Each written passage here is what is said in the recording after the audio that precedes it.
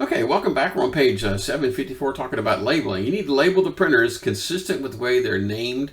Because if I walk up hunting, because the label said room 402, HP 402, I want to be able to walk up and see something that says HP 402. Just saying.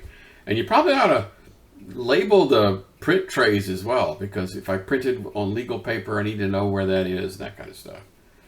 Okay. So I thought one of the coolest things that someone did, there's a shaded area on page 755, where they actually included like a floor plan showing where all the printers are. Oh, that's sweet. So in other words, okay, the black and white printer, the fast black and white printer is over here, but the color printer is over here. So new people would come in and they could have like a little floor plan. They know where to go to get their printer. Pretty cool idea. I wish I had done that.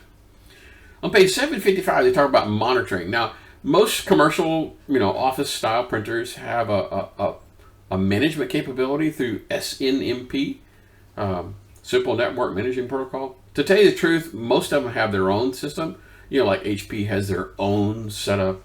Lenovo has their own setup. IBM has their own setup for doing these things. Their own print management software that could tell you all the printers and what state they're in. This one is printing. This one's. It could even tell you, how many pages are left in the print trays. I mean, sweet stuff. Really sweet. So spooling and print queues. If something is stuck in the queue, it could tell you that. You could even send you an alert saying, "Hey, something is stuck," or the paper tray just got empty. It could send you an alert to some designated person who's the print administrator. The status of the paper, low on ink, low on toner, that kind of stuff.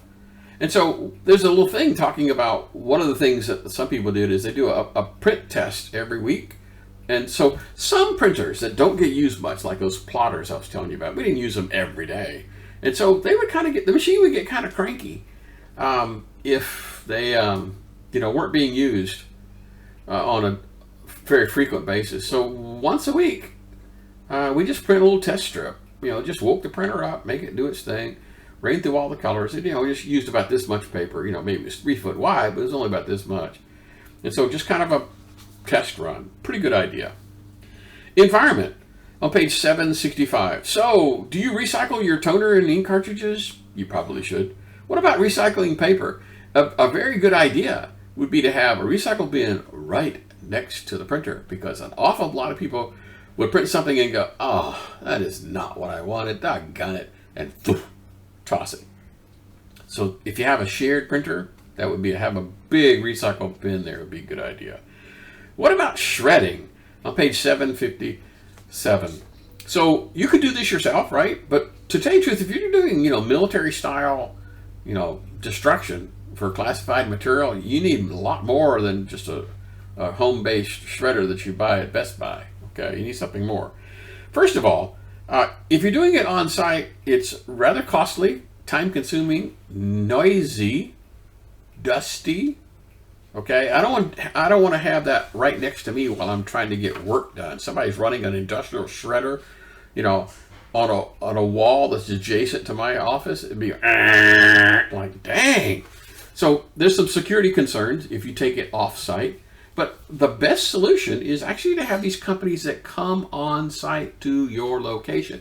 They bring a truck. Now, and they have something that you can sign that basically says, we certify this thing has been, been destroyed, that kind of thing, right? So it works fairly well. Okay, so that is the end of this chapter, and I'll see you guys in the next chapter.